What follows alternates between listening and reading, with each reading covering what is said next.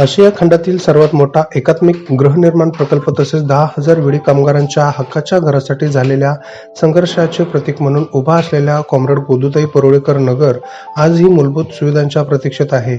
या वसाहतीतील मलनिस्सारण व सांडपाणी व्यवस्थेसाठी नगरविकास व ग्रामविकास विभागामार्फत 114 कोटी रुपये तसेच गोदूताई परुळेकर नगर व कॉम्रेड मीनाक्षीताई साने विडी कामगार वसाहतीतील मुख्य अंतर्गत रस्ते बांधणीसाठी ग्रामसडक योजना विशेष लेखा शीर्षातून 27 कोटी रुपये असे एकूण 141 कोटी रुपयांचा निधी आवश्यक आहे.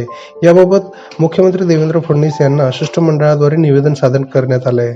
त्यांनी या निवेदनावर सकारात्मक प्रतिसाद देत आगामी दिवाळी सणाच्या पार्श्वभूमीवर गोदूताई परुळेकर नगरातील नागरिकांना निधीची पूर्तता करण्याचे आश्वासन दिले.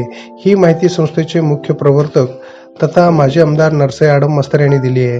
या प्रसंगी रेनगर फेडरेशनचे सचिव युसुफ हनीफ शेख, गोदूताई परुळेकर वसाहतीच्या चेअरपर्सन शकुंतला पानिबाते, सुनंदा बल्ला, फातिमा बेग, मीनाक्षीताई साने, वसाहतीच्या चेअरपर्सन यशोदा दंडी, विल्यम ससाने, वसीम मुल्ला आदी मान्यवरांची यावेळी उपस्थिती होती.